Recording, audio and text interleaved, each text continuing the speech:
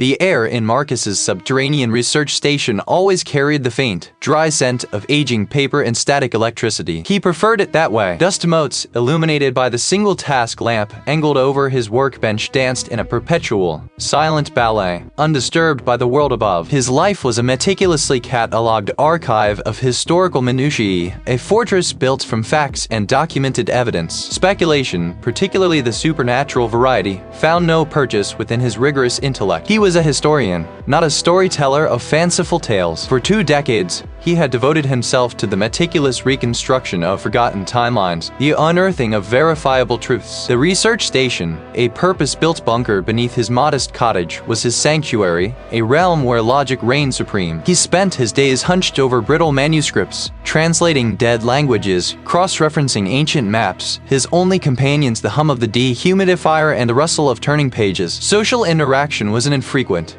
necessary evil, tolerated only when it served the pursuit of knowledge. The arrival of the solicitor's letter had been an unwelcome disruption, an intrusion into his carefully curated solitude. Its heavy cream paper and formal script felt anachronistic, an artifact from a bygone era that Marcus usually only encountered within his research. He remembered the specific weight of the envelope in his hand, the crisp tear as he opened it, and the precise moment his carefully constructed world began to subtly shift on its foundations. The words, clipped and legalistic, informed him of the unexpected passing of a distant relative he barely knew, a great-aunt twice removed, and the subsequent inheritance. Blackwood Manor. Marcus had scoffed, a dry, humorless sound that echoed in the confined space of his station. Blackwood Manor. He knew the name, of course. It was an infamous local landmark, steeped in generations of macabre folklore, whispered about in hushed tones by the villagers whenever he ventured out for supplies. Tales of shadowed windows, strange disappearances, and a pervasive sense of malevolence clung to its very stones like ivy. He dismissed them all as quaint, unscientific superstitions, the predictable byproduct of isolated communities and overactive imaginations. A crumbling edifice, no doubt,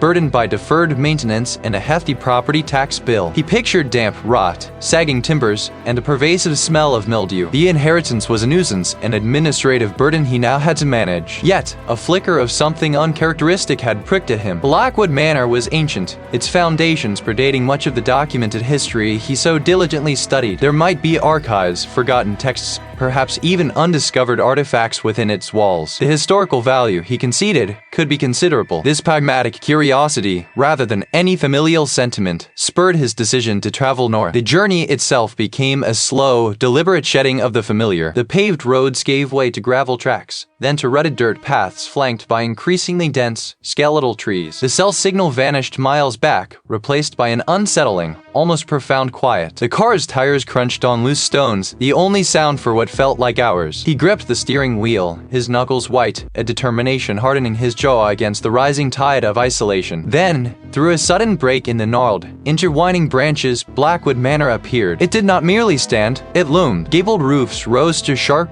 uneven peaks, like the spines of some colossal, slumbering beast. No well-manicured lawns, no welcoming path, just an overgrown, cracked driveway leading to a pair of massive, iron-studded oak doors, half obscured by rampant creepers. The air, even before he had fully exited the vehicle, felt different here. It was heavy, still carrying a faint, musty scent that wasn't quite decay, but something older, denser, like stone that had held too many secrets for too long. A shiver, involuntary and unwelcome, traced its way down Marcus's spine. He immediately rationalized it as the sudden drop in temperature, the psychological effect of such an isolated, imposing structure. He killed the engine. He sat there for a long moment, hands still on the wheel, scanning the manor's formidable facade. It was undeniably impressive, a relic of a bygone architectural era. He could appreciate its history, its sheer endurance. Yet, beneath his historian's detachment, a subtle, unfamiliar prickle of unease began to surface. It wasn't fear, not yet. It was more akin to the unsettling sensation of finding a misplaced page in a meticulously ordered archive, a single piece of data that refused to fit the established narrative. The house, even from this distance, seemed to exert a quiet, undeniable pressure. Marcus took a deep breath, pushing down the nascent feeling. Superstition, nothing more. He was a man of logic, of facts. He would confront this crumbling edifice, assess its structural integrity, catalog its contents, and then divest himself of it. That was the plan. He had inherited property, not a ghost story. The manor waited,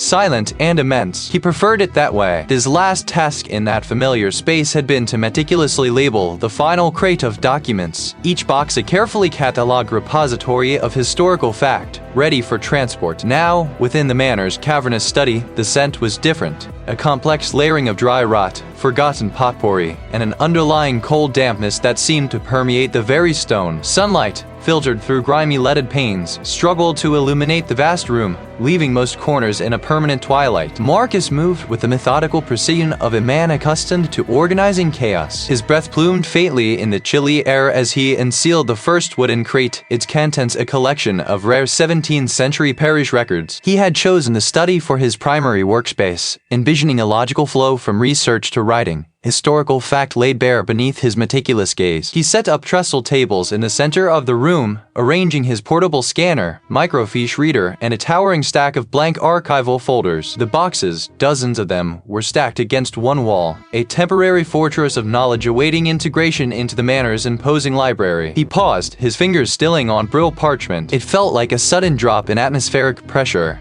A localized vacuum of warmth. Marcus turned slowly, scanning the empty room. No open window, no visible draft. The heavy velvet curtains remained undisturbed. He attributed it to the sheer age of the structure, the unpredictable air currents in such a vast, poorly insulated space. A phantom breeze, perhaps from a crumbling flue. He resumed his work, cataloging, cross-referencing, his mind a steel trap of dates and lineage. Then, a new sound, faint and indistinct, feathered at the edge of his hearing. He cocked his head, listening intently. Not that, only the steady hum of his own portable hard drive. His brow furrowed. The manor was old, certainly. Old houses made noises, settling, wind through crevices. The mind, tired from travel and the sheer volume of information he was processing, could easily fabricate such auditory illusions. He dismissed it as auditory fatigue and pushed on. Days bled into a routine of unpacking, sorting, and immersing himself in the manor's documented past. He found joy in the tangible evidence of centuries, the meticulously kept ledgers, the faded ink of forgotten correspondence. One afternoon,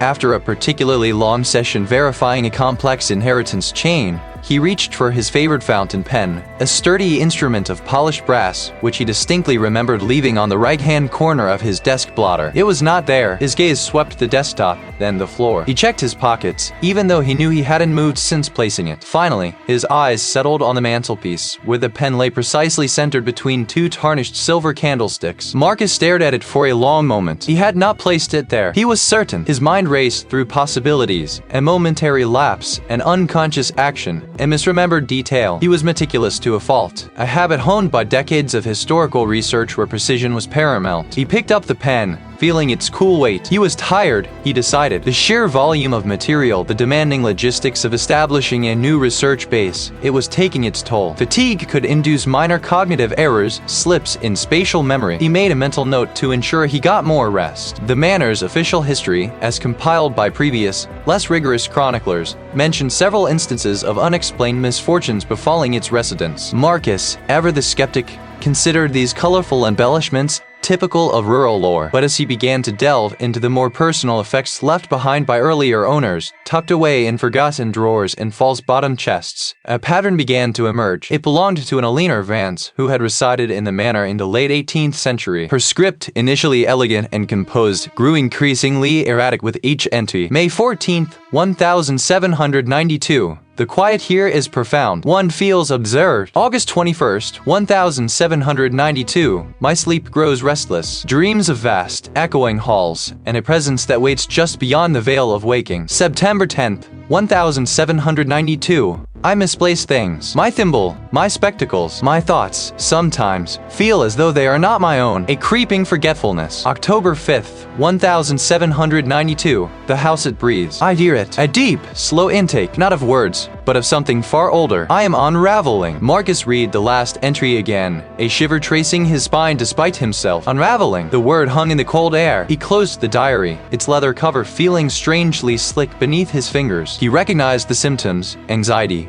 Paranoia, perhaps the early stages of a degenerative mental condition. The isolation of the manor, coupled with the prevailing medical understanding of the era, could easily lead a fragile mind to such conclusions. He told himself it was the power of suggestion, the historian's occupational hazard of becoming too immersed in his subject. Marcus squared his shoulders, a determined set to his jaw. He would find the logical explanation. He always did. The diary lay closed on the heavy mahogany desk, its leather cover now cool beneath Marcus's fingertips. Unraveling, the word resonated with an unnerving clarity. He had dismissed the previous resident's ramblings as the predictable decline of an isolated mind, perhaps early onset dementia, a convenient explanation for the macabre details. Yet, a faint chill persisted, a residue of the man's desperate prose. Marcus exhaled slowly, the air in the vast study feeling heavier than usual. Such an archaic house, he reasoned, was bound to generate peculiar sensations, especially for one living alone within its ancient walls. He had chosen this room for its relative distance from the more unsettling parts of the manor,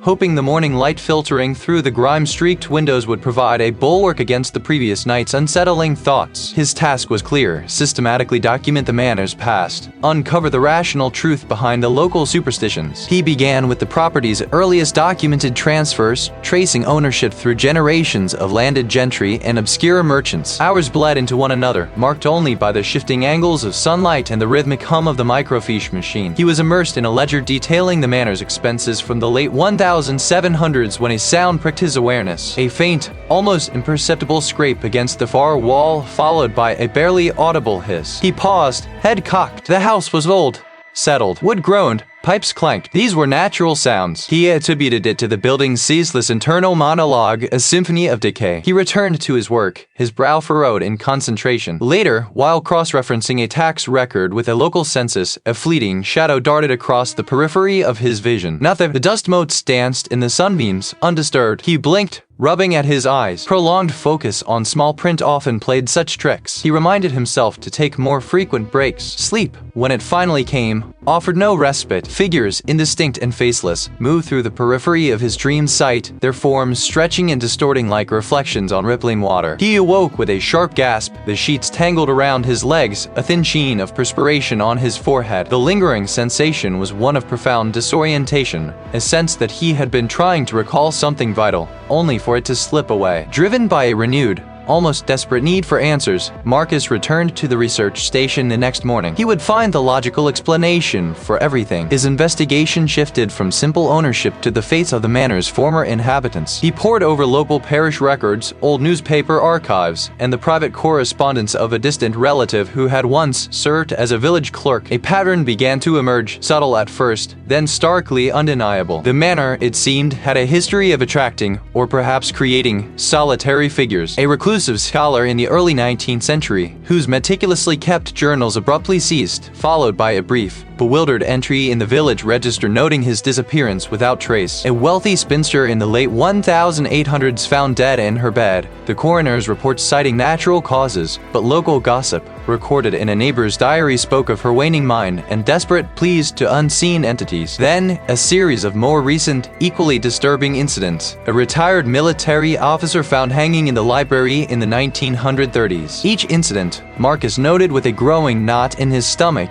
involved prolonged isolation within the manor's walls. Not just a hiss, but a low murmur, like several voices speaking at once, just out of range of intelligibility. It seemed to emanate from the very stone and plaster of the walls surrounding the research station. Marcus pushed back from the desk, his chair scraping loudly across the wooden floor. He stood, listening intently. He walked to the wall, pressing his ear against the cool surface. Just the faint, earthy smell of old mortar and dust. He shook his head, a dry laugh escaping his lips. Sleep deprivation, stress, the mind played tricks. But then, as he turned back to his desk, another shadow moved. This time, it wasn't a mere blur. It was a distinct shape, human-like, darting from behind a tall bookcase and disappearing into the hallway. It was too quick, too definite to be a trick of light. He stood frozen, his gaze fixed on the empty archway. His rational mind scrambled for an explanation. A draft, a falling object, his own fatigue. Yet, the image persisted, sharp and unnerving, and his determined skepticism, once a fortress, was beginning to show cracks. Unraveling. The word resonated with an unnerving clarity. He pushed back from the desk, the oak chair scraping a protest across the polished floorboards. The air in the study felt heavy, thick with the scent of aged paper and something else, something vaguely mineral like damp earth mixed with old iron. He stood, stretching, attempting to shake off the lingering disquiet. It was simply the manor's oppressive atmosphere, he reasoned, the weight of centuries pressing down, amplified by his own exhaustion. He had been pushing himself, poring over documents, seeking irrational explanation for every anomaly. As he turned toward the doorway, a flicker caught his eye. Not a movement, but a distortion in the visual field, as if the very air had shimmered. For a fraction of a second, the heavy, flocked wallpaper seemed to peel back, revealing a fleeting glimpse of bare brick, streaked with something dark and viscous. Then, it was gone, the pattern settling back into its familiar faded geometry. Marcus blinked,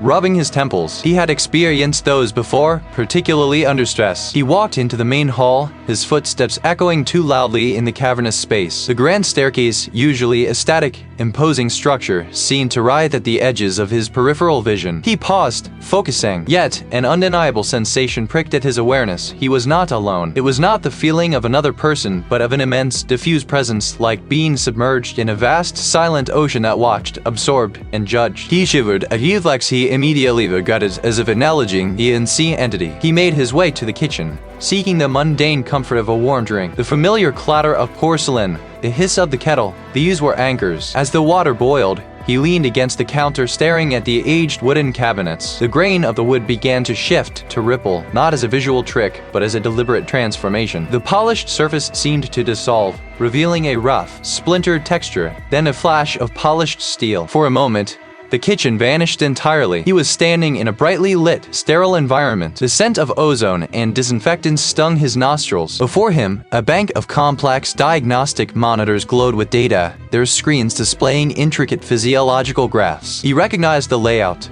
The main diagnostics bay at the old research station where he had conducted his early neurological studies. A colleague, a woman with spectacles perched on her nose, bent over a console, her face etched with concentration. He could almost hear the low hum of the machinery, the faint click of keys. He started to reach out, to call her name. Then, the illusion shattered violently. The sterile light dissolved into the dusty glow of the kitchen. The hum of machinery was replaced by the kettle's persistent whistle. The scent of ozone vanished, leaving only the faint, mineral tang. He gasped, stumbling back, his hand knocking against a ceramic mug. It clattered to the floor, shattering into shards. His breath hitched in his throat. That was no trick of light, no migraine. He had been there, truly, viscerally present, for a full, terrifying second. The memory was so vivid, so complete, that its sudden cessation left a physical ache, a phantom limb of reality. He knelt, mechanically gathering the pieces, his mind racing, struggling to reassert its rational framework. Hallucination, a waking dream, the product of stress and isolation. But the conviction faltered. The manor felt alive, not just old, but aware. It was feeding him these images, these fractured realities, like a predator testing its prey. The sensation of being watched intensified. It felt as if the very plaster in the walls, the dust motes dancing in the shafts of light, the ancient, creaking timbers,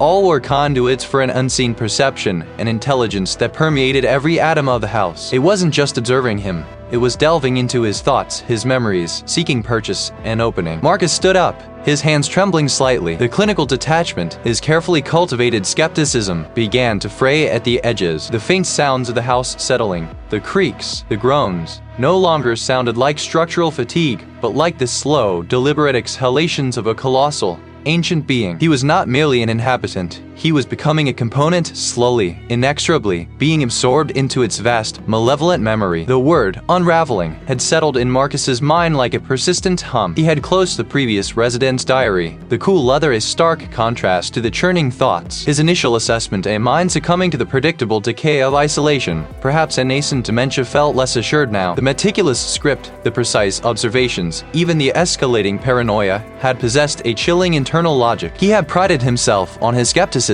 on his ability to dissect historical narratives, to separate fact from embellishment. Yet, the house felt different, heavier since he begun reading. A vague unease prompted him to reach for his mobile phone. He needed to touch base, to hear a voice that wasn't his own echoing through these cavernous rooms. He considered calling a colleague, perhaps the archivist he'd consulted regarding the manor's original deeds, or even the estate agent just to confirm some trivial detail. He scrolled through his contacts, settling on a research associate, Dr. Eris, who worked at a reputable research station known for its extensive historical archives. Dr. Eris always had a grounded, no-nonsense perspective. He pressed the call button. The phone vibrated once, twice, then emitted a flat, unvarying tone. No ringing, no automated message, just a dead line. He tried again, and then a third time. Each attempt met with the same sterile silence. He checked the signal bars, full. He tried calling his own landline, a number he knew by heart. Nothing. The internet, usually reliable, sputtered and died, the screen freezing on a half-loaded news article. He stood, a sudden urge to physically leave the manor seizing him. He would drive into the nearest village, find a working phone, restore some semblance of connection. But his fingers hesitated. A peculiar reluctance, a leaden inertia, held him in place. The air in the foyer, usually cool, felt strangely temperate, almost inviting. A faint, earthy scent, like old parchment and damp stone,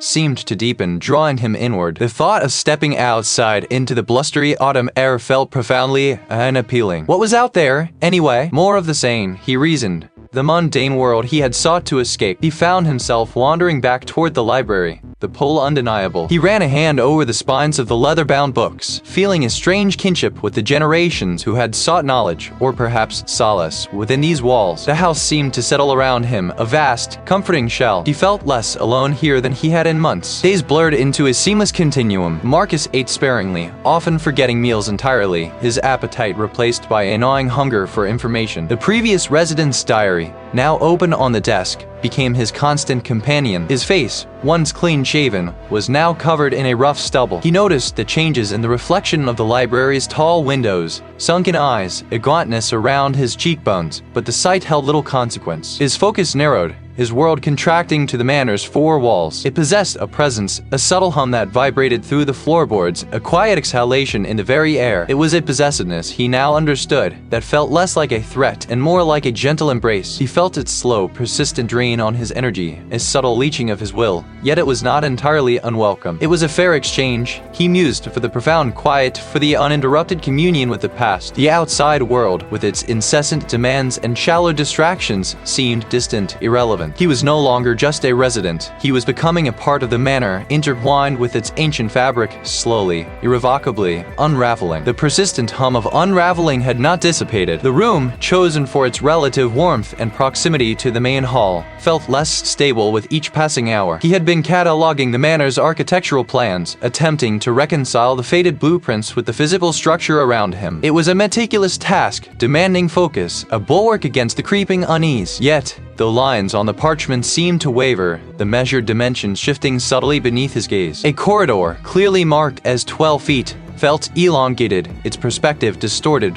when he mentally transposed it onto the real space. He blinked, adjusting the lamp. The ink remained steadfast, but his perception insisted on the alteration. A new sensation began to manifest, a curious detachment from his own thoughts. But then, a memory surfaced, unbidden, the precise weight of a stonemason's hammer, the grit of mortar beneath calloused fingers. Marcus had never laid a single brick. He gripped the edge of the desk, the polished wood cool against his palm. His own memories, those of dusty archives and quiet academic pursuits, felt suddenly diaphanous, like smoke dissolving in a breeze. He needed air, a break from the oppressive stillness of the study. He pushed back from his research station, the chair scraping a protest across the floorboards. The sound was sharp, immediate, a small comfort in its familiarity. He reached for it, then hesitated. Had it always been this door? The grain seemed subtly different, the hinges less ornate. He shook his head. Fatigue, he reasoned. The manor was old, and his mind was tired. Stepping into the corridor, he intended to walk towards the main library, a space of familiar comfort. But the corridor was wrong. It stretched further than he recalled, the high ceiling receding into a gloom that the weak electric light could not penetrate. The familiar tapestry depicting a hunting scene, usually hanging 3 doors down, was absent. In its place, a blank expanse of aged plaster, scarred with faint, unidentifiable marks. A coldness, not merely from the ambient temperature, but a deeper, internal chill spread through his chest. He turned back, a prickle of alarm making his scalp tighten. The studied door was gone. No handle, no hinges, just an unbroken expanse where moments before his research station had been. A wave of nausea washed over him. His breathing hitched, shallow, and rapid. This was not fatigue. This was not an illusion. The manor had shifted. Nothing. It was simply a wall. His voice sounded thin, not his own. The thought itself was alarming. Whose voice was it? He tried to retrace his path to find any familiar landmark. The corridor curved unexpectedly, leading him deeper into the manor's heart, into sections he was certain he had never explored. The air grew heavier, thick with the scent of damp earth and something metallic, like old blood or rusted iron. The floorboards beneath his feet gave way to rough-hewn stone, uneven and slick with a fine film of moisture. He was lost, not just within the manor's physical structure, but within its very chronology. He called out, "Hello?" The word felt foreign on his tongue. The figure vanished. What was he seeing? Remembering something that wasn't his, the stone felt ancient, impregnated with a history he couldn't quite grasp, yet felt intimately familiar. He looked down at his hands. They were his, bony and pale, but for a moment, they seemed larger, scarred, the knuckles thick and gnarled. He squeezed his eyes shut, trying to dislodge the image. When he opened them, his hands were his again, but the doubt lingered, a corrosive acid. He found himself in a cavernous, circular room he had never seen before. The walls were lined with alcoves, each holding a dusty, unlit lantern. In the center, a large, rough-hewn stone table, covered in what looked like dried mud and faint, almost indecipherable carvings. A sense of purpose, not his own, swelled within him. He felt an urge to light the lanterns, to decipher the carvings. He knew what they meant. He knew he was here to complete something. Marcus pressed his palms against his temples. "My name is Marcus," he said aloud, the declaration feeling desperately fragile. "I am a historian." A counter-narrative, stronger and more insistent, began to assert itself. "No, this is my work, my legacy. They will not understand." He looked around the circular room, the stone pressing in, the air thick and heavy. The research station, his anchor to his own reality, was gone. The manor was not merely shifting, it was remaking itself around him, reflecting the dissolution within his own mind. He was becoming a part of its terrible, labyrinthine design. He was trapped, and the unraveling had only just begun. The stone pressed against Marcus, cool and indifferent, a solid, unyielding presence where his research station had been minutes, hours, or perhaps even days ago. Nothing, only the cold, ancient rock, seamless and unbroken. A tremor started deep within his chest, a vibration that had nothing to do with fear and everything to do with a profound, disorienting void. His anchor, his connection to the world of reason, of verifiable fact, was gone. He closed his eyes, trying to reconstruct the image of the space, the precise arrangement of his notes, the stack of historical texts. The details wavered, like smoke. He could recall the idea of the research station, the concept of his work, but the specific, concrete memories, the color of the ink on a particular page, the precise angle of his reading lamp, they were elusive, slipping through his grasp like grains of sand. This was an erasure. The manor wasn't just shifting its architecture. It was dismantling his reality, piece by agonizing piece. He opened his eyes, scanning the rough stone walls again, desperately searching for any anomaly, any seam, any evidence that his setup had ever existed. There was none. The room was perfectly circular, perfectly uniform, as if it had always been this way. The manor was not merely haunted, it was active. It was intelligent. His thoughts felt sluggish, his concentration fragmented. A blank. The name was there hovering at the edge of his consciousness, but it refused to materialize. This was new. This was alarming. He walked to the center of the room, his boots scuffing softly on the uneven stone floor. His historian's mind, though frayed, still sought patterns, sought explanations. The disappearances, the madness that had plagued generations of the manor's occupants, the strange,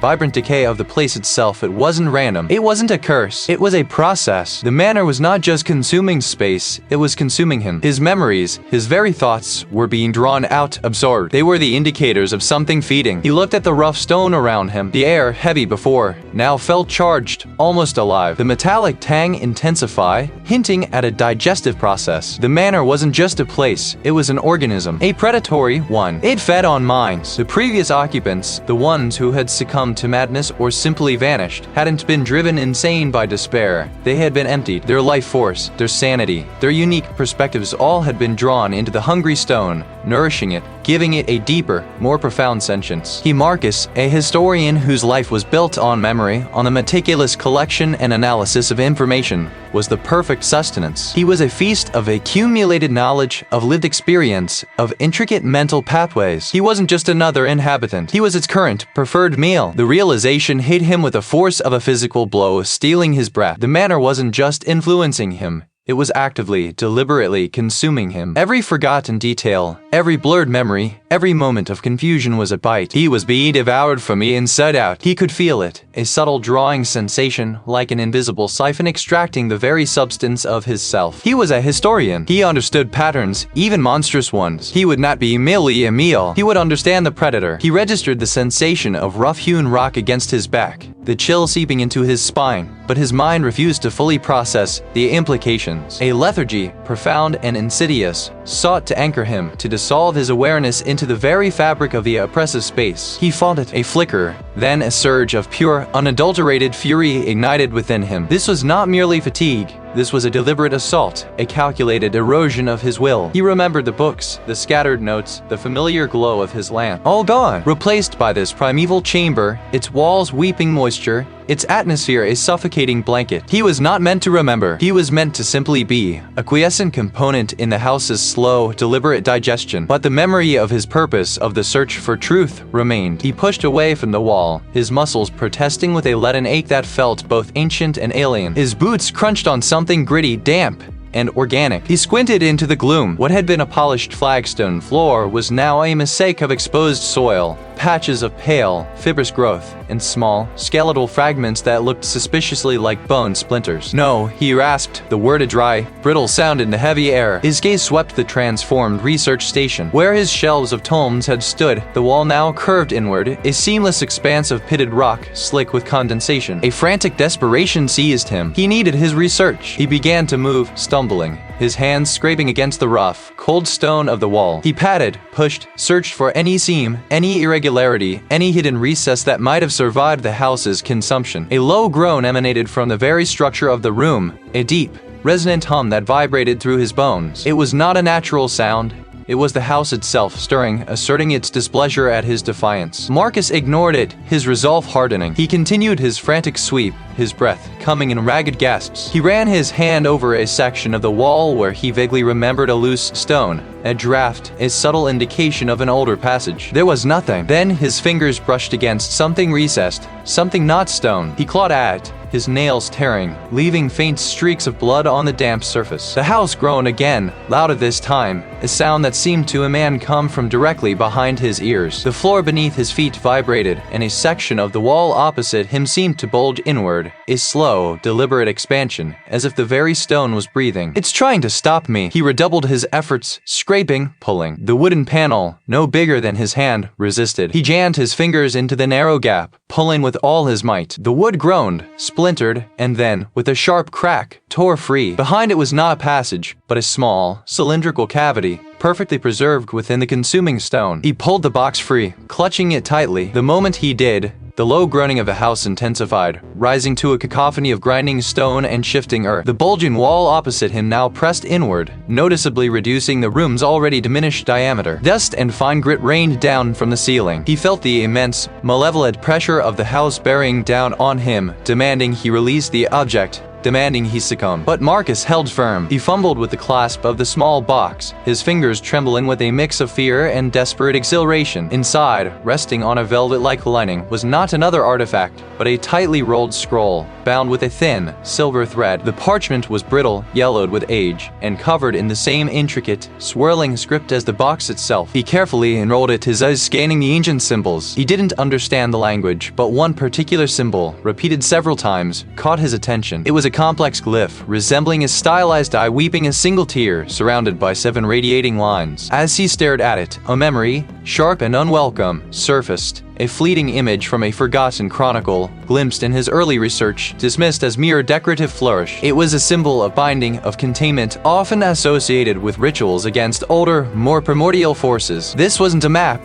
or an escape route. This was a ritual, a way to fight. The house roared its displeasure, the walls closing in, but Marcus, clutching the scroll, felt a sliver of defiant hope. The splintered wood tore free, revealing a cavity no larger than his fist. Marcus peered into the darkness, a faint, metallic scent rising from within, mingled with the dry dust of ages. His fingers, still trembling from the exertion, probed the recess. They brushed against something cool and smooth. It was made of dark, almost opaque glass, and a tightly rolled parchment, brittle and yellowed, was visible inside. A sudden, jarring thud reverberated from somewhere above him, shaking the floorboards beneath his feet. It sounded like a heavy timber falling, or a door being violently slammed shut. Marcus froze, the vial clutched in his hand. He listened, his breath held. The house, which had previously only offered subtle creaks and groans, now felt overtly agitated. He needed to examine the vial and its contents under proper light, away from the unsettling presence of the hidden cavity. He turned, intending to retrace his steps, but the corridor ahead was gone. Where a familiar archway had stood moments before, there was now a solid, unblemished section of wall, indistinguishable from the surrounding plasterwork. It was not a trick of the light. The passage had simply ceased to exist. This was not decay, not collapse. The house was changing itself intentionally. It was fighting back. He turned, searching for another route. The air grew heavy, thick with acid like stagnant water and burnt sugar. He pressed forward, his movements more deliberate, his grip on the vial tightening. A staircase, previously a reliable ascent to the second floor, now appeared warped. Its wooden tread seemed to ripple, the risers blurring, making it impossible to gauge the true height of each step. He tested the first step cautiously. It groaned under his weight, then gave way with a sickening crack, sending a shower of splinters downwards. He recoiled, narrowly avoiding a fall. The house was not merely closing off paths, it was actively sabotaging them. He found an alternate route, a seldom-used service stairwell hidden behind a tapestry depicting a hunting scene. It was a sound of profound desolation, a mournful wail that plucked at the fray edges of his composure. He tried to rationalize it as wind, but there was no discernible draft. This was an internal lament,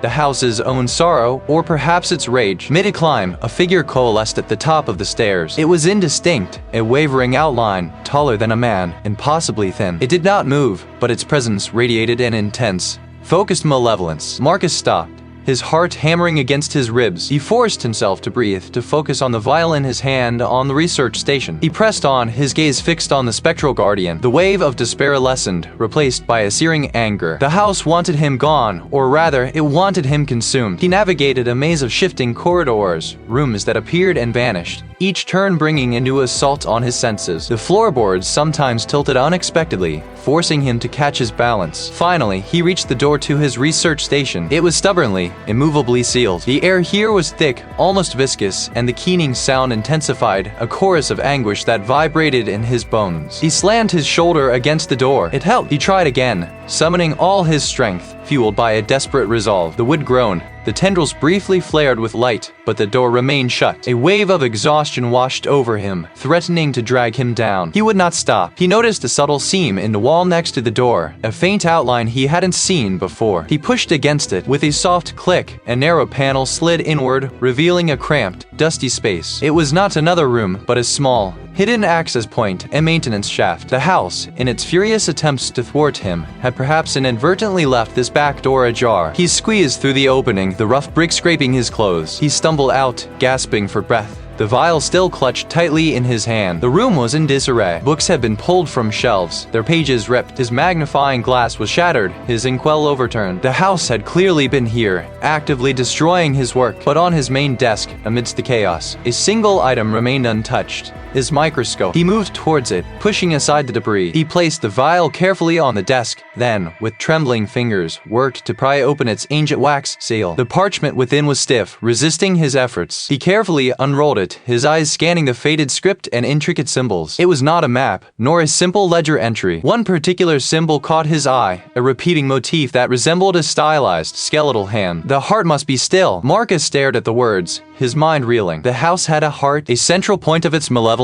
The implication was terrifying, but it also offered a sliver of hope, a direction. The house might be fighting, but it had also, in its fury, revealed a vulnerability. He understood now, but if it had a heart, it could be stopped. The words, scrawled by a hand long dust, still resonated with a chilling clarity. The heart. Marcus gripped the tattered journal, its brittle pages threatening to crumble, the ink a faded testament to a past inhabitant's terror and desperate insight. A central point, a vulnerability. He was no longer merely trapped. He had a target. Beneath a warped floorboard in what was once a forgotten pantry, he found it, a crude, iron ring, almost fused with the aged timber. He tugged, the effort straining his muscles, and the board groaned, then splintered upwards, revealing a narrow, lightless shaft. Dust motes danced in the beam, thick as fog, catching the light in a swirling vortex that distorted his sense of depth. The shaft opened into a low-ceilinged corridor, unmortared stone blocks sweating condensation. Marcus pressed on, his boots crunching on loose gravel and something else, something softer that gave with a faint squelch. He did not look down. The passage twisted,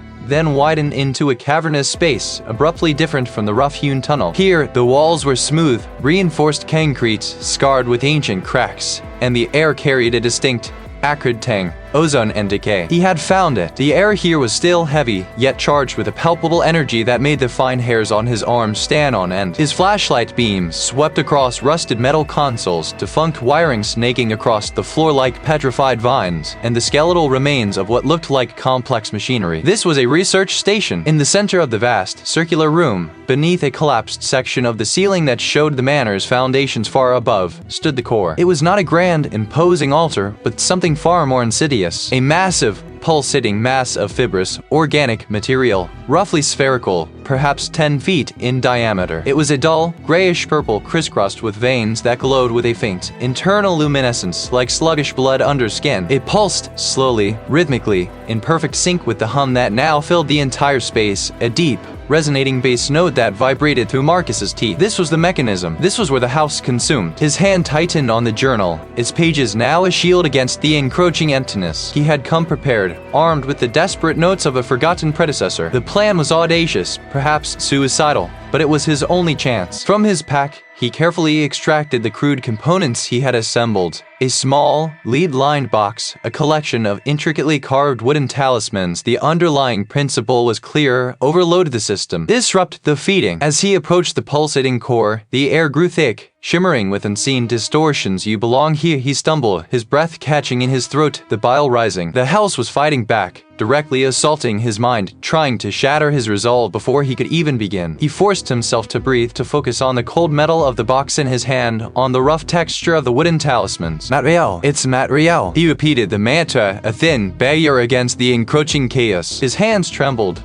but he pushed through the tremor, placing the lead box on the floor near the core. The vibrations from the pulsating mass intensified, rattling his teeth, blurring his vision. Just a memory, vivid and agonizing, of his greatest failure, replayed with sickening clarity, amplified, distorted. Shame, regret, and a profound sense of inadequacy washed over him, threatening to drown him. He clamped his eyes shut, shaking his head violently, trying to dislodge the insidious poison. This was it, the house's final, desperate assault on his sanity. He had to be quicker. He had to be stronger. The stench was immediate, a foul, metallic odor that burned his nostrils and made his eyes water. He poured it slowly, deliberately, onto the surface of the lead box, watching as it seeped into the metal. Then, one by one, he placed the carved talismans around the box, forming a crude circle. Each placement was an act of will, a battle against the overwhelming psychic pressure. Marcus stood, swaying, battered by the invisible storm. But he had completed the first step. The air itself felt alive, hostile, a living entity pressing down on him, trying to crush him. He could feel his own memories, precious and fragile, being tugged, stretched, threatened with erasure. The confrontation had begun. He clamped his hands to his temples, a futile attempt to physically contain the psychic assault. The memory of his greatest professional failure, a misinterpretation of ancient texts that had led to widespread academic ridicule, churned within him. No longer a mere recollection, but a visceral, all-consuming present. The shame was a physical weight, pressing down, blurring his vision with an imagined haze of sweat and tears. He could almost smell the musty odor of the archive where the discovery had been made, the bitter tang of his own youthful arrogance. This was not just his memory. It was the manor's absorption of it, replaying it with malicious precision, amplifying every raw nerve. He staggered, bumping against a cold, slick stone wall. The surface felt strangely alive, pulsating faintly beneath his palm. He pushed away, gasping for air that felt thin, metallic. The house was not merely showing him his past. It was attempting to become his past, to overwrite his present self with the essence of his deepest regrets. He felt a profound disorientation, the floor tilting, the shadows in the corridor elongating into predatory shapes. He was losing himself. He had come here to understand, not to surrender. The house fed on memories, on identity. What if he could starve it? Or, more dangerously, what if he could force it to consume something indigestible? He needed information, a core weakness, something beyond the superficial legends. He remembered a recurring motif in the manor's architecture, subtle but persistent, a stylized labyrinthine pattern etched into certain door frames, woven into tapestries, even hinted at in the grain of specific wooden panels. He had dismissed it as mere decorative flourish, a nod to antiquated design. He followed the most prominent of these patterns, a faint carving on a heavy oak door that seemed to draw him inward. The door, previously unnoticed, groaned open with a sound like grinding bone. Beyond it lay a narrow, spiraling staircase, descending into absolute blackness. A peculiar scent emanated from below, not the usual decay of the manor, but something sharp, sterile, and faintly chemical, like ozone after a storm. It was incongruous, out of place in such an ancient structure. This was not a cellar or a crypt. This was something else. He descended, one hand trailing on the damp, rough-hewn stone, the other held out before him, bracing for unseen obstacles. After what felt like an eternity, the staircase opened into a vast, cavernous space. It was a research station, not a modern one, but one that felt anachronistic, as if cobbled together from different eras. Gleaming tarnished brass instruments sat on heavy wooden tables, their purpose obscure. Charts, covered in indecipherable symbols and diagrams, were tacked to the walls. There was an unsettling hum in the air, a low thrumming that resonated in his teeth. This was the core, this was where the manor thought. It bore the same labyrinthine pattern, but here, it was not merely decorative. It was a complex circuit,